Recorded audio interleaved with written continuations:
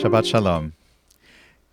I was remarking last week that we just started the Torah reading all over again, so we've already done Bereshit, the story of creation. We've done Noach, the story of Noah's flood.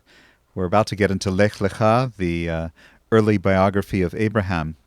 And, I often hear the objection that why should we take the Torah seriously? It's a bunch of fairy tales, it's a bunch of mythology, it's written for children.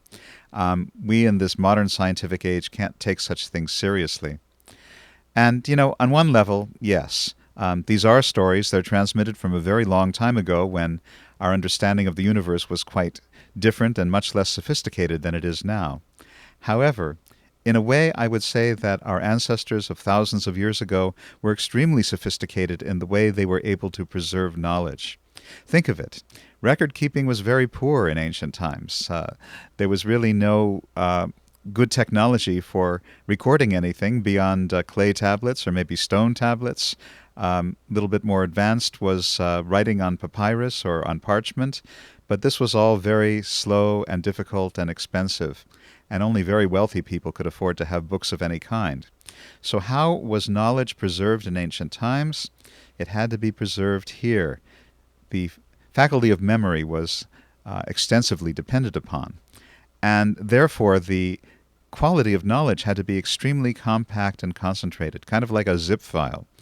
So what are these stories from Genesis, from the story of Noah, the story of Abraham? What are they if not zip files, very concentrated knowledge from ancient times, which, like a modern zip file, needs to be unpacked? Only in this case, what unpacks the zip file is our own intellect and intuition. Or we could say also the intellect and intuition of past generations of the Jewish people who engaged the tools of interpretation or midrash in order to bring out all the deeper implications. And there are thousands and thousands of commentaries on these original stories. So it gives you an idea of how carefully they can be looked at and how sophisticated our ancestors were in sifting through every letter and every white space around the letter even to derive very, very significant meanings for themselves and also for us. So one shouldn't judge the Torah on the basis of a superficial reading. Actually, one has to study it intensely, and in the words of Pirkei Avot, turn it over and over and over again, for all things are contained in it.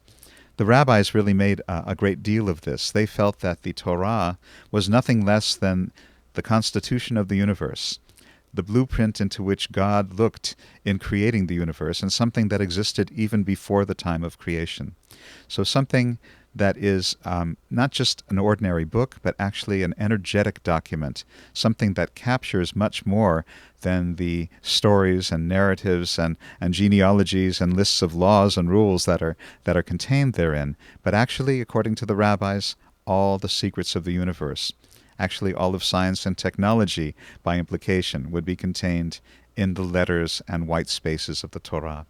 So, this is an invitation to come and enjoy on Shabbat our Torah reading and our dynamic interpreter, Matthew Leibel, who does a great job in short form, summing up and emphasizing certain important aspects of the Torah reading. But you're also welcome to enjoy deeper Torah study with Chazan Mas at his after Kiddush Torah L'Chaim class. And also, you're free to study on your own. Lots and lots of books out there of interpretation, bringing out the deeper implications of the knowledge of Torah. And so, I want to wish you once again Shabbat Shalom, and I look forward to seeing you in synagogue.